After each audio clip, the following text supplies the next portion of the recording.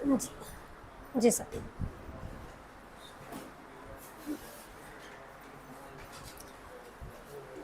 हाँ जी, सबसे पहला क्वेश्चन देखिए एक बार। बड़बड़ाना, खटखटाना और भिन भिनाना शब्दों में क्रिया किस प्रकार की यूज हुई है? कितने प्रकार की क्रिया और कौन सी है? सबसे पहले तो क्रिया का जो टॉपिक है उसको माइंड में लेकर आइए। क्रिया टॉपिक है ना हमारा, उसको माइंड में लेकर आइए और क्रिया कितने प्रकार की है और होती क्या है वो समझिए।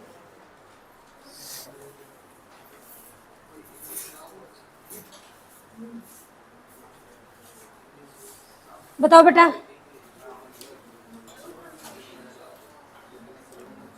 अब क्रिया, अच्छा सर, ठीक है। हाँ जी, क्रिया का मतलब क्या होता है? जिन शब्दों से काम के होने या करने का पता चले उसे क्या कहते हैं? क्रिया। और क्रिया का मूल रूप क्या होता है? धातु। ये बीच में क्वेश्चन भी दोबारा रिपीट होंगे। तो क्रिया का जो मूल रूप है वो है धातु। अब यहाँ क्वेश्चन आया है बड़बड़ाना, खटखटाना, ये भाई जयदीप और ये बातें नहीं। भिन भिनाना, ये भन बनाना नहीं है, भिन भिनाना है, ठीक है। तो मैं कौन सी क्रिया है?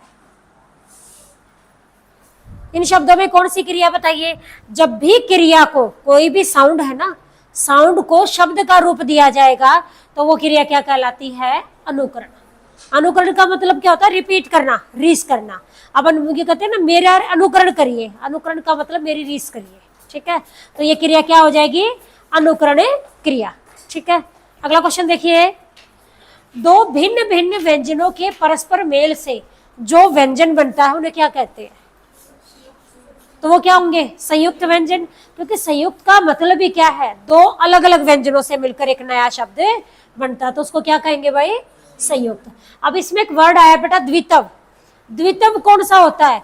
जब कोई एक वर्ड दो बार रिपीट हो जाए, पहले आधा फिर पूरा आए। जैसे दिल्ली, दिल्ली शब्द में कौन सा व्यंजन है? द्वितव, ठीक है। आधा लय पूरा लय। उल्लास कहेंगे तो भी वो द्वितव व्यंजन होगा। अब इसमें आया अल्प प्राण। अल्प प्राण का मतलब क्या होता है? जिन वर्णों के उच्चारण में कम हवा निकले, अल्प मैंने थोड़ी, प्राण मैंने हवा, तो उन्हें क्या कहते हैं? अल्प प्राण कहते हैं। तो इस क्वेश्चन का आंसर क्या होगा? दो भिन्न भिन्न व्यंजनों के परस्पर मेल के जो व्यंजन बनता है ना, वो संयुक्त व्यंजन कहलाता है। आ रही होगी बात समझ? क्लियर हो रहा है? अगला क्वेश्चन देखिएगा। डैश धातु वे हैं जो किसी दूसरे शब्द से न बने, जैसे करना, बैठना, चलना आदि। तो उनको क्या कहेंगे? मूल। ये खुद में ही पूरी है। अब ना जुड़ गया, बैठना, चलना आदि, ये तो क्रियाएं होगी, तो उसको क्या कहेंगे? मूल धातु। जो खुद में पूरी है, दूसरे शब्दों से मिलकर वो नहीं बनती, तो ये क्या होंगी? मूल। अगला क्वेश्चन देखिए। वह शास्त्र जो भाषा के शुद्ध रूप का ज्ञान कराता है और उसको स्थायी एवं मानक रूप प्रदान करता है, तो क्या कहेंगे? किसको? व्याकरण। मेन बात क्या है? जब भी ये बात हो ना, भाषा के शुद्ध रूप का ज्ञान या उसका स्थायी या मानकीकरण, तो सोच लीजिए बात किसकी हो रही है? व्याकरण की। तो आंसर क्या आ जाएगा? व्याकरण। Next question. शब्द की रचना में किसका योगदान नहीं होता? प्रत्यय का होता है, धातु का, उपसर्ग का, पद का नहीं होता। क्यों नहीं होता? पद से शब्द थोड़ी बनते हैं। क्वेश्चन क्या है? शब्द की रचना में धातु से तो भी शब्द बनते हैं ना। जैसे उठ में क्या जुड़ गया? ना, तो क्या बन गया? वो धातु के रूप में ही बने। पद क्या होते हैं? जिसका प्रयोग एक शब्द के अंदर हो चुका। अब जैसे मैं कहूं बच्चा खेल रहा है, ये क्या है? एक वाक्य है। अब इस वाक्य में जो बच्चा है और खेल रहा है, ये जो वर्ड है वो क्या है? पद। तो पद से एक शब्द का निर्माण नहीं हो सकता, शब्द ही पद कहलाता है। तो आंसर क्या आ जाएगा? पद आ जाएगा, ठीक है। अगला क्वेश्चन देखिए। हिंदी के जिन वर्णों का उच्चारण करते समय केवल श्वास का प्रयोग किया जाए उन्हें क्या कहते हैं? जिनके केवल श्वास का प्रयोग किया जाए उन्हें वर्णों को क्या कहते हैं? बताइए। श्वास मतलब प्राण, प्राण मैंने हवा, तो जिसके उच्चारण में महाप्राण, ज्यादा हवा निकलती है, वो क्या कहलाते हैं? महाप्राण। और जिसको बोलते समय कम हवा निकले वो होते हैं अल्पप्राण, ठीक है। अगला क्वेश्चन देखिए।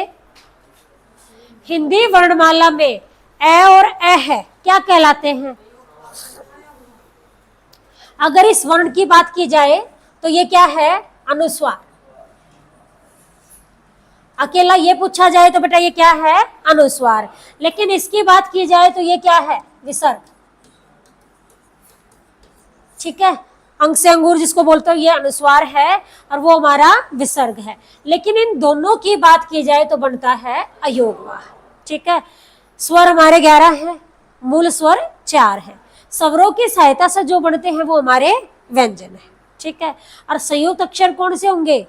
जो दो वर्णों से मिलकर बनते हैं। ठीक है, अगला क्वेश्चन देखिए, निम्नलिखित में से कौन से वर्ण का उच्चारण स्थान तालु नहीं है? कौन सा था? पहले तो ये देखिए तालु से उच्चारित होने वाले होते कौन से हैं? कौन सा उच्चारण स्थान? अब देखिए, अब इनमें ये वर्ड आए, सबसे पहले ई को देखिए, ई को छोड़ दीजिए एक बार, पहले द बताइए, द कौन से वर्ग का है? त थ द ध न, तो त वर्ग सारा क्या है? दंत है। त थ द, जीभ दांत के ऊपर स्पर्श कर रही है ना, तो इसका मतलब ये तो क्या हो गया? दंत है। यह और श होते हैं तालु, यह और श क्या होते हैं? तालु। यह भी और श भी दोनों ही तालु से उच्चारित होते हैं। अब बच गया कौन? ई। अब बोल के देखना, ए आ कंठ है, ई ये भी होता है किससे? तालु से। और क्वेश्चन क्या है? किसका तालु से उच्चारण स्थान नहीं है? तो इट मीन्स आंसर क्या है? द होगा ना। क्यों?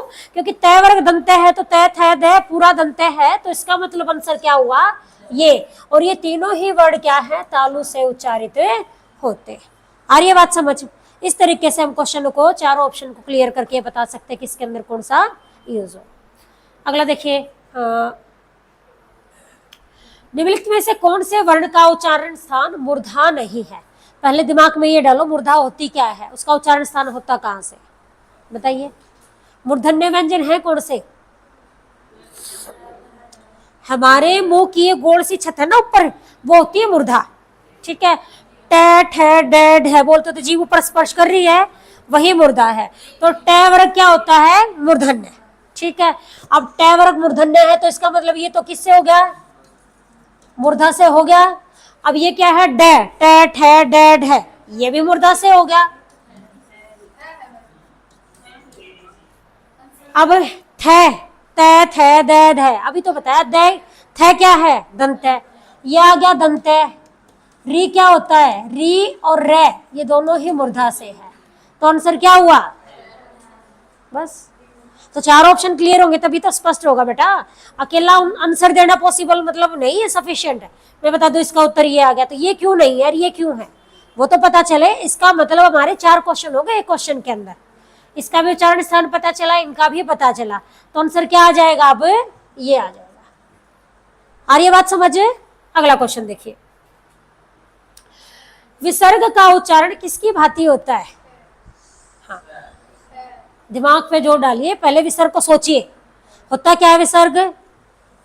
जो हमारा ए खाली है ये होता ना विसर्ग। अब मैंने एक शब्द बोला, इसको बोल के देखना, ये क्या है? किसने बोला? प्रातः है, ये प्रात है। अब विसर्ग लगाएंगे, अब बताइए क्या है? तो विसर्ग लगते साउंड किसकी आई? हाँ, तो आंसर क्या होगा? हाँ, तो इतना सोचने की जरूरत थी? तो अतः लिखते, अतः है, विसर्ग लगते ही साउंड किसकी होती है की। इट मींस आंसर क्या है? ठीक है, अगला क्वेश्चन देखिए, भाषा की सबसे छोटी इकाई भाषा की सबसे छोटी इकाई वर्ण, अखंडित ध्वनि, अक्षर तीनों होती है। तो जो सबसे छोटी का मतलब क्या? लिखने के लिए सबसे पहले हमें सिखाया क्या जाता है? एनर के कबूतर, वही तो क्या है? वर्ण है। तो भाषा की सबसे छोटी इकाई हमारी वर्ण है। वर्णों के सार्थक समूह को क्या कहेंगे? शब्द। शब्दों के व्यवस्थित क्रम को हम कहते हैं वाक्य, और वाक्य में प्रयुक्त शब्द पद कहलाते हैं। जब किसी शब्द को वाक्य में प्रयोग कर दिया जाए तो वो शब्द ही क्या कहलाता है? पद कहलाता है। आगे समझ? आंसर रहेगा ये, इसका अलग क्वेश्चन बनेगा। हिंदी में प्रत्येक वर्ग के अंतिम वर्ण का उच्चारण स्थान क्या होता है? हर वर्ग का पंचम वर्ण क्या कहलाता है? हाँ तो मैंने क्वेश्चन ये करा रखा है, यहाँ क्वेश्चन बदला, सेंस तो वही है। हर वर्ग का पंचम वर्ण क्या कहलाता है? नासिका से उच्चारित होता है, मतलब नाक से ए की साउंड निकलती है। अड़े अणे ये न में वो नासिक्य व्यंजन है, तो हर वर्ग का पंचम वर्ण, पंचम कहें या अंतिम, तो वो क्या कहलाएगा? नासिका। स्वरों का जो रूप व्यंजन के साथ जुड़ता है उसे क्या कहते हैं?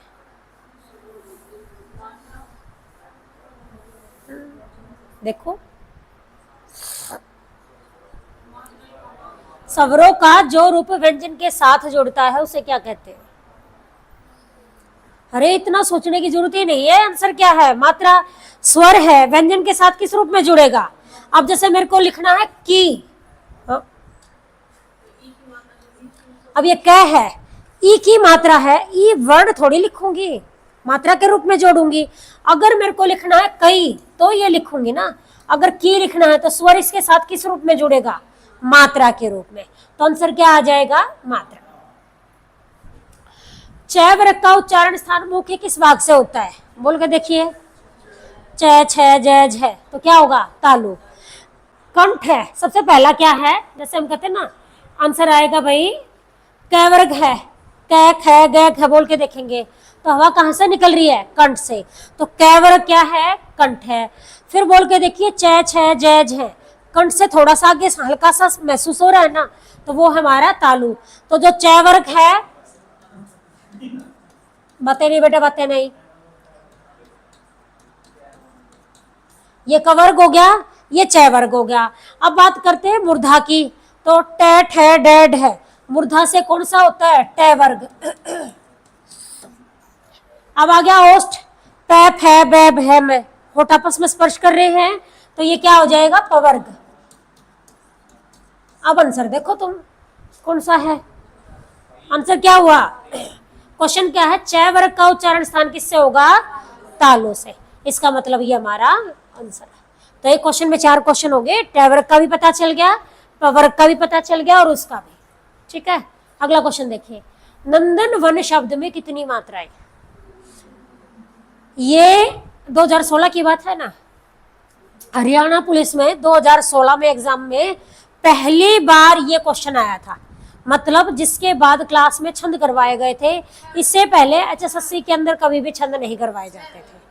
अब मात्राएं काउंट कैसे करनी है वो समझिए। मैंने तुम्हें बताया था हिंदी में मूल स्वर कितने हैं, अभी आज भी बात हुई है, हिंदी में मूल स्वर है 4। वेरी गुड, हिंदी में मूल स्वर 4 हैं। कौन से 4 स्वर है? ध्यान देना, ये टॉपिक हम करें ए, छोटी, छोटा ऊ और री, ये 4 हमारे क्या हैं? मूल स्वर। जब भी ये 4 स्वर होंगे उनकी मात्रा काउंट होती है 1। 4 स्वरों की मात्रा कितनी होगी? 1 मात्रा। एक बार समझिए, अभी उतारना नहीं, एक बार समझिए। ए, ई, उ और री कितनी मात्राएं होंगी? 1। और इसका सिंबल क्या होता है? 1। 1 यानी कि पाई रेखा। इसके अलावा जो हमारे दीर्घ स्वर हैं, कौन से? आ, बड़ी, बड़ा ऊ, ए, आई, ओ, औ, इनकी मात्राएं कितनी होती हैं? 2। और इसके लिए जो सिंबल यूज होता है बेटा वो होता है ये एस के रूप में, और इसका नाम होता है वर्तुल रेखा। इसको क्या कहेंगे? वर्तुल रेखा। ठीक है, और ये बात समझे। अब मात्राएं काउंट कैसे करते हैं? अब जैसे मैं तुम्हें क्वेश्चन कहूं वे कमल में कितनी मात्राएं हैं, कहने को तो एक भी नहीं है ना, क्योंकि मात्रा दिख तो नहीं रही, लेकिन इसमें 3 मात्राएं हैं। क्यों है वो समझो। कै में क्वेश्चन चेंज हो गया क्या हमारा? चलिए, अब कमल में कै में साउंड किसकी है? ए। मैं में भी साउंड किसकी? ए की। और ले में भी उच्चारण किसका? ए का। अब कै की मात्रा 1, इसकी भी 1, इसकी भी 1, इट मीन्स कमल में कितनी मात्रा है? 3 मात्रा।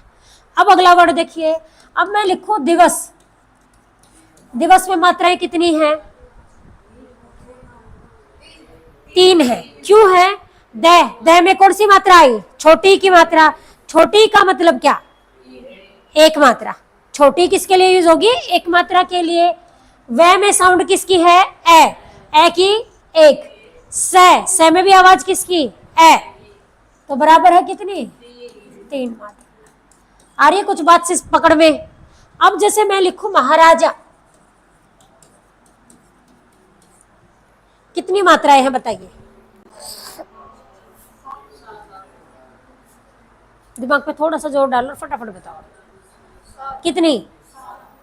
मैं आवाज किसकी, ए, हाँ मतलब आ की 2, आ की भी 2 और आ की भी 2, इट मीन्स मात्राएं कितनी होगी, 7।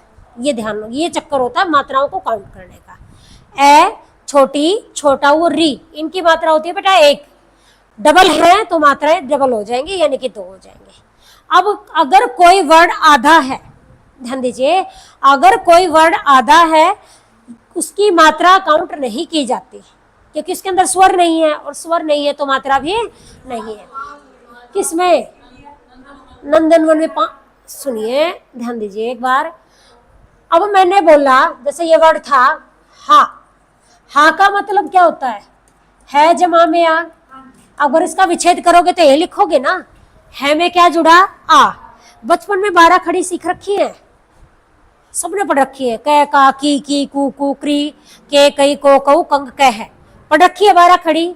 अब उसके हिसाब से तो 12 ही हुई, वैसे मात्राएं तो 13 होती है टोटल देखा जाए तो। हम ए की मात्रा काउंट नहीं करते थे, क्या करते ए की मात्रा नहीं होता था, पर यहाँ ए की एक मात्रा काउंट होगी, तो हम क का की करते करते कंक बोलते थे, तो क में क्या जुड़ा था, अंक से अंगूर, तो इस न में भी तो क्या जुड़ा हुआ है, अंक से अंगूर, और अंक से अंगूर की मात्रा कितनी होती है, यहाँ पर अंगूर ए है भी है, सारे ही है इंक्लूड, तो दोनों ही हो जाएंगी, क्योंकि न प्लस, ध्यान दीजिए एक बार, न में अंग जुड़ेगा तो इसकी तो 2 मात्राएं हैं, 2 मात्राएं, इसकी कितनी, 1, इसकी भी 1। अब देखो आंसर क्या होगा, बस ये तरीका है मात्राओं को काउंट करने का। अगर ये आधा न लिखा होता तो हम एक ही काउंट करते, फिर उसमें डबल नहीं करते, क्योंकि अब ये अंक की बिंदी किसके रूप में आई है, न के ऊपर अंक से अंगूर जिसको बोलते हैं वो इसके साथ ऐड हुआ है। आ रहा है बेटा बात समझ। चलिए अब जैसे हम कहते एक शब्द लिखे उपयुक्त, मात्राएं बताना जरा कितनी है,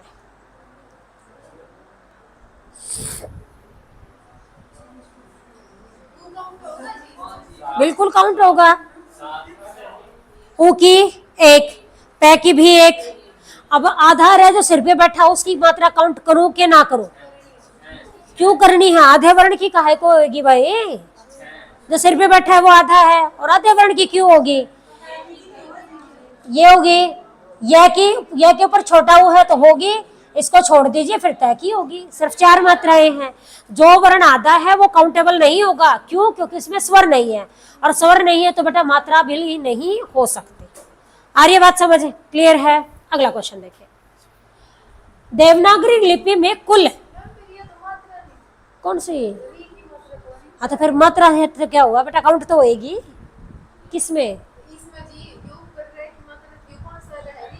ना री की तो नीचे होती है, हाँ नहीं 1 होएगी, ए छोटी छोटा वो री 1 सिंगल। हाँ जी क्वेश्चन, मैंने तुमको बताया था स्वर 3 प्रकार से काउंट होते हैं, स्वरों की संख्या कितनी है, 11। कुल स्वर अगले ने पहले ही दे दिया, विसर्ग और अनुस्वार को भी काउंट करिए, तो टोटल आंसर क्या होगा 13। बेशक ऑप्शन में 11 है पर इंक्लूडिंग विसर्ग और अनुस्वार। अगला शब्द, हाँ जी, डैश ध्वनि का उच्चारण है के समान होता है तथा इसे स्वर से परे 2 बिंदियों के रूप में लगाया जाता है, हाँ, है के रूप में और विसर्ग, बस। जिन स्वरों के उच्चारण में दीर्घ स्वरों से भी ज्यादा समय लगता है वो क्या कहलाते हैं,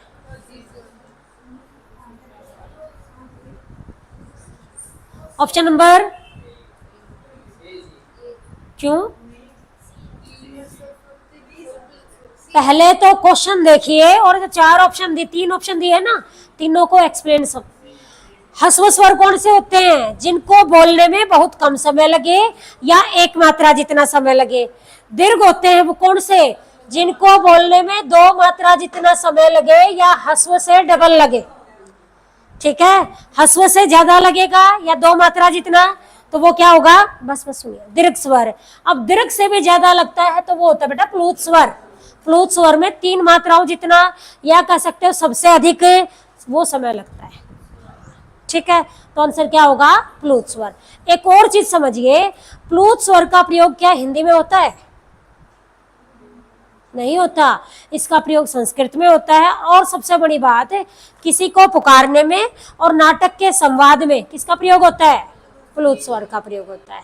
हाँ, हम कहते हैं ना हे राम, वो जैसे मंत्र बोलते हैं ना ओम, लंबा, जो चीज लंबी उच्चारित की जाएगी वो प्लुत स्वर है। अगला देखिए, हाँ जी, हिंदी वर्णमाला में कुल कितने स्वर हैं, तो अब क्या दे देंगे आंसर है 11। उच्चारित शब्द को लिखने में प्रयुक्त लिपि चिन्हों के व्यवस्थित रूप को क्या कहते हैं। ध्यान से देखिए, उच्चारित शब्द यानी कि जो बोले गए हैं उनको लिखने के लिए लिपि चिन्ह, जब भी बात शुद्ध रूप की हो आंसर व्याकरण होता है, जब भी बात लिपि की हो आंसर क्या होता है, वर्तनी। स्वर क्यों होगी, लिखने की बात हो रही है ना, लिखेंगे कैसे, वर्तनी। उच्चारित, जो मैं बोल रही हूं ना, अब मैं कहूं चंचल शब्द को लिपिबद्ध कीजिए, इस क्वेश्चन का मतलब समझ में आया। मैंने कहा चंचल शब्द को लिपिबद्ध करिए, मतलब उसने लिख कर दिखाओ, बस ये क्वेश्चन था, पर अटक जाओ। हाँ, किसी, अरे सुन सुन,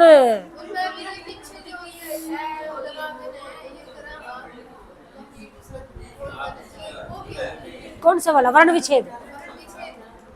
देखिए, मैं अगर कहूं ना महादेव को लिपिबद्ध करिए, इसका मतलब यू है महादेव ने लिख कर दिखाओ, स्पेलिंग लिखो उसकी, बस और क्या करना है। तो किसी भी चीज को लिपिबद्ध करना, लिपि की बात है तो मतलब इट मीन्स राइटिंग, उसको राइट करना है। आ रही है बात समझे। तो इस क्वेश्चन का आंसर क्या होगा, उसकी वर्तनी, जिसको हम स्पेलिंग बोल देते हैं। मैं इसकी स्पेलिंग लिख कर दिखा तो उसको वर्तनी का मतलब ये क्या है, करेक्शन के रूप में देना। अगला है, अगला टॉपिक है, ये शुरू हो जाता है। अब उससे रिलेटेड मोस्टली बातें पता चल गई। ठीक है, अब देखिए, लिंग वचन काल कारक वाच्य संज्ञा, यानी कि जो वो टॉपिक था ना हमारा मिसलेनियस का, उसके क्वेश्चन आंसर है, समझिए। हाँ जी, सबसे पहले क्वेश्चन क्या है, निम्नलिखित में से कौन सा शब्द भाववाचक संज्ञा नहीं है, बताइए। सबसे पहला काम क्या करेंगे, पहले ऑप्शन ना देखिए, पहले ये देखिए भाववाचक संज्ञा होती क्या है, माइंड में वो लेकर आइए। किसको कहते हैं भाववाचक संज्ञा, ये बताइए।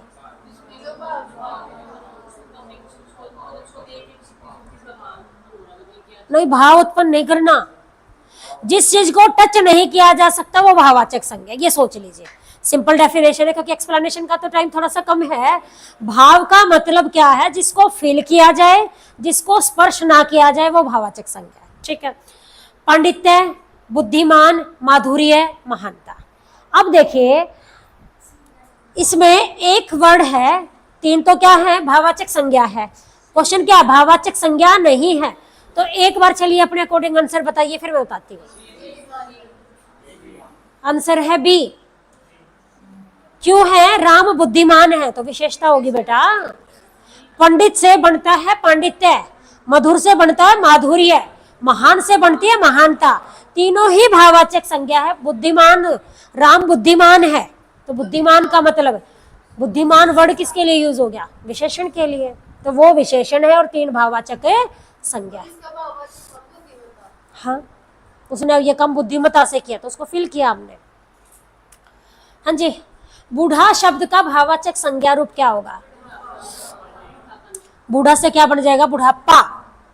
लड़का से लड़कपन, बच्चा से बचपन, पर बूढ़ा से बुढ़ापन नहीं बन सकते, बूढ़ा से बुढ़ापा। ऑप्शन कौन सा, ए। बूढ़े पे बड़े की मात्रा, बुढ़ापा लिखते समय मात्रा छोटी कर देंगे। अगला क्वेश्चन देखिए, उड़ान की भाववाचक संज्ञा क्या होगी।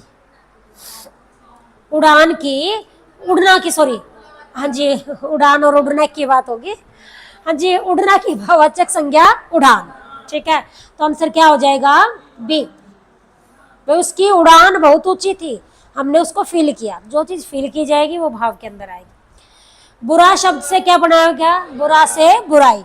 राम बुरा है, या गीता बुरी है, सीता बुरी, ऐसे वर्ड हम यूज करें तो बुरा है तो वो विशेषता है, लेकिन बुरा से बन गया क्या, बुराई, वो भाववाचक संज्ञा है।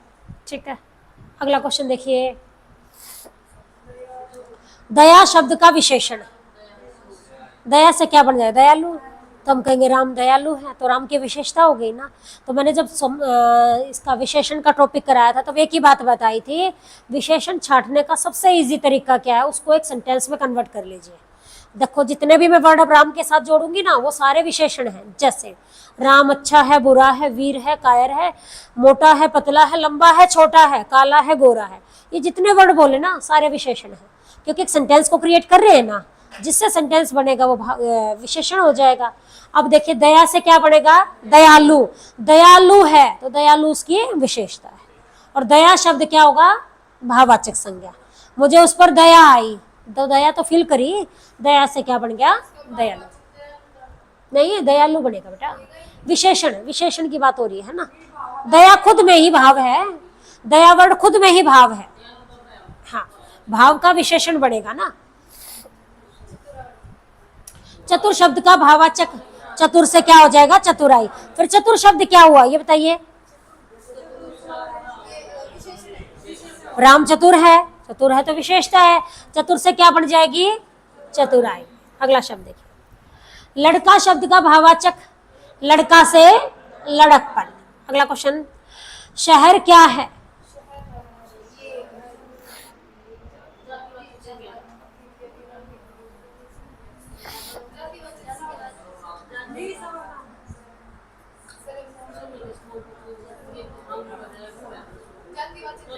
जातिवाचक संज्ञा है। अगर शहर का नाम जींद है तो वो व्यक्तिवाचक संज्ञा है। जो चीज दुनिया में बहुत सारी हैं वो जातिवाचक है, जो चीज स्पेशल है जिसका एक पर्टिकुलर नेम है वो व्यक्तिवाचक है, और जो चीज फील करी जाएंगी वो भाववाचक है। जातिवाचक संज्ञा के कितने भेद हैं, दो, द्रव्यवाचक और समूहवाचक। द्रव्यवाचक कौन सी होगी, द्रव्यवाचक संज्ञा में जितने भी, सुनिए एक बार, मटेरियल नाउन जिसको कहते हैं, जो भी मटेरियल है वो सारा, मटेरियल में क्या, ठोस तरल गैस तीनों आ जाएंगी, सोना चांदी तांबा पीतल गेहूं जौ चावल दूध तेल पानी, सारा ही द्रव्यवाचक संज्ञा का पार्ट है। अब एक जो है समूहवाचक, समूहवाचक संज्ञा में क्या होगा, एक समूह का बोध कराएंगे। ठीक है, जैसे मैं कहूँ बच्चा है, बच्चा कौन सी संज्ञा, जातिवाचक। बच्चे का नाम राहुल है, व्यक्तिवाचक संज्ञा। बच्चों की टोली है, समूह है, तो हम क्या कहते हैं, टोली, जिसको बोलते हैं टोली। तो टोली जो वर्ड होगा वो एक ग्रुप का बोध कराएगा, तो वो एक समूहवाचक संज्ञा होता है। तो इस क्वेश्चन का आंसर क्या होगा, शहर शब्द क्या है, एक जातिवाचक संज्ञा है। हाँ जी, लड़का कपड़े धोता है, इस वाक्य में कपड़े शब्द का पद परिचय दीजिए। हालांकि ये शब्द सुनिए, एक बार तो डी ग्रुप में आया हुआ है, 10वीं क्लास में तुमने पद परिचय भी करे होंगे। पद का परिचय, पहले तो ये देखो पद होता क्या है, वाक्य में प्रयुक्त शब्द क्या कहलाता है, पद। अब कौन से शब्द का, देखिए कपड़े वर्ड का पद परिचय देना बेटा। कपड़े, पहले तो देखो सारे इसमें क्या है, संज्ञा, तो कपड़ा शब्द कौन सी संज्ञा है, जातिवाचक संज्ञा है।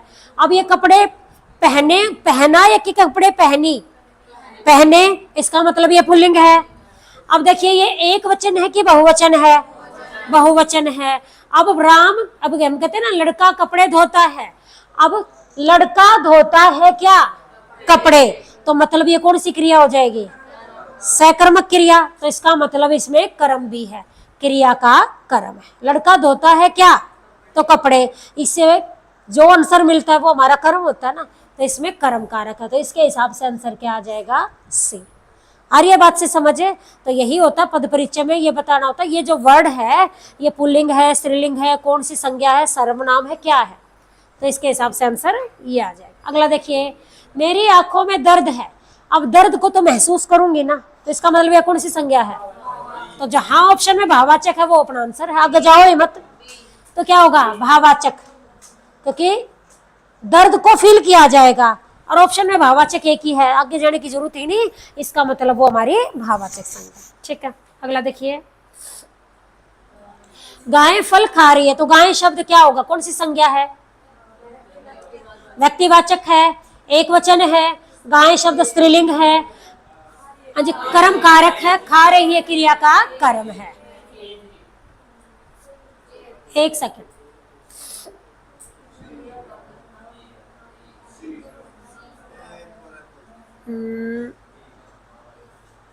ए पहला ही होएगा। एक सेकंड, कर्म का क्रिया का कर्म है, तो गाय शब्द तो करता है भाई, हमारी गाय शब्द तो करता है, तो ऑप्शन बी आंसर है। करण कारक हो गया, खा रही है क्रिया का कर्ता, खा रही है ना, तो कर्त कौन खा रही है? गाय, तो कर्ता तो वही हुई, तो ऑप्शन आ गया बी, सेकंड ऑप्शन रहेगा। एक लास्ट क्वेश्चन है ये, बाकी फिर टॉपिक चेंज हो जाएगा। लड़का पुस्तक पढ़ता है, इस वाक्य में पुस्तक शब्द क्या है? क्रिया पहचान लो, आंसर निकल जाएगा। पुस्तक शब्द क्या है? जातिवाचक है, बहुत सारी होती है पुस्तकें। अब स्त्रीलिंग है, पुस्तक पढ़ी होती है ना, पढ़ी तो मतलब स्त्रीलिंग।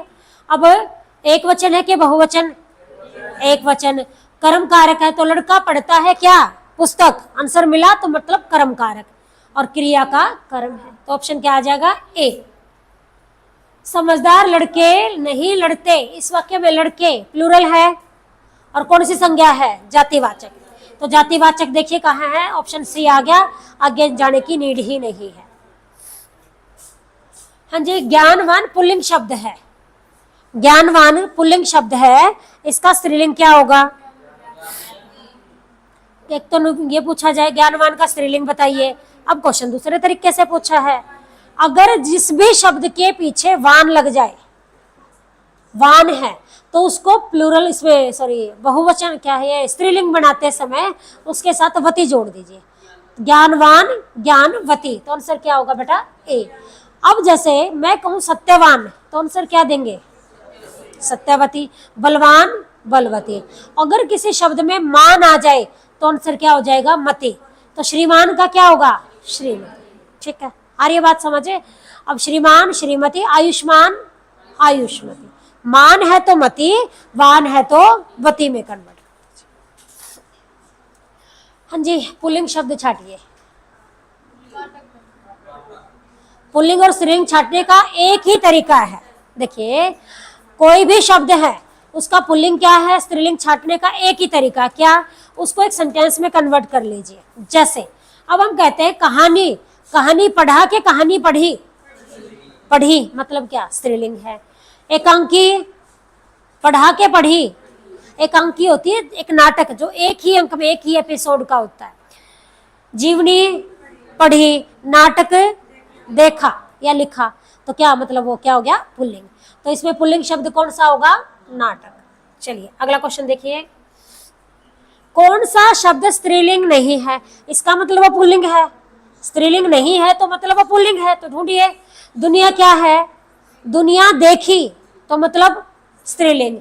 किस्सा, किस्सा सुना के सुनी, सुना मतलब पुल्लिंग। सलाह दी, अदालत नहीं, गई तो मैं गई, गया तो आदमी गया। अदालत लगी, ठीक है, अदालत बैठी, तो इस तरीके से हम इसको, तो इसके हिसाब से स्त्रीलिंग कौन सा नहीं हुआ? किस्सा सुना। ठीक है, अगला क्वेश्चन। सम्राट शब्द का स्त्रीलिंग क्या होगा? सम्राट का स्त्रीलिंग हो जाता है सम्राज्ञी। ठीक है, सम्राज्ञी या साम्राज्ञी? सम्राज्ञी, तो ऑप्शन बी हमारा आंसर रहेगा। पुल्लिंग शब्द का चयन कीजिए, कौन सा पुल्लिंग है इसमें से? हड़ताल हुई, हुई मतलब स्त्रीलिंग। पुलिस बुलाई, सुनिए सुनिए सुनिए, अरे भाई ऑप्शन तो क्लियर कर दो। हड़ताल हुई, पुलिस बुलाई, तो दोनों ही चीजें स्त्रीलिंग हो गई। सरकार, हड़ताल हुई, पुलिस बुलाई, सरकार गिरी, मतलब इट मींस तीनों ही स्त्रीलिंग है। संविधान पढ़ा, ठीक है, या संविधान लागू किया, तो वो शब्द क्या हो जाएगा? पुल्लिंग। तो इसके हिसाब से आंसर क्या होगा? संविधान। अगला क्वेश्चन देखिए। भाई शब्द का स्त्रीलिंग क्या होगा? भाई बहन।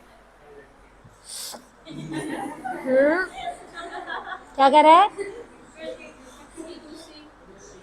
अगला क्वेश्चन देखिए। विद्वान, विदुषी, ऑप्शन कौन सा? सी। बालक शब्द का स्त्रीलिंग क्या होगा? बालक, बालिका, अगर होता बाल तो बाल से बनता है बाला, बालक, बालिका, बाल, बाला, तो आंसर क्या होगा? बालिका। अगला क्वेश्चन देखिए, स्त्रीलिंग शब्द का कौन सा युग्म सही है? मतलब कौन से ऐसे वर्ड है जिसमें दोनों ही वर्ड स्त्रीलिंग है? आराम से देखिए, आंचल उड़ा, आंधी आई, तो दो वर्ड हैं, एक पुल्लिंग है एक स्त्रीलिंग है, छोड़ दीजिएगा। आत्मा अच्छी है, पुस्तक पढ़ी। आगे देखिए, आदित्य, आदित्य सूर्य के लिए यूज होता है, वैसे भी आदित्य गया, लड़के का नाम ही आदित्य होता है। अंतिका, कांति स्त्रीलिंग है, कांति देखी, कौतूहल मचा, आंसर क्या हो जाएगा? बी। आत्मा और पुस्तक दोनों ही शब्द स्त्रीलिंग। इनमें से कौन सा शब्द पुल्लिंग नहीं है? सोना खरीदा, हीरे खरीदे, मोती भी खरीदा, चांदी खरीदी, तो चांदी शब्द क्या होगा हमारा? स्त्रीलिंग होगा। स्त्रीलिंग पुल्लिंग का कौन सा युग्म सही नहीं है? यानी कि इनमें पुल्लिंग और स्त्रीलिंग दिए गए हैं, कौन सा एज ए पेयर प्रॉपर नहीं है? वर वधु, ठीक है, जेठ जेठानी, गाय बैल।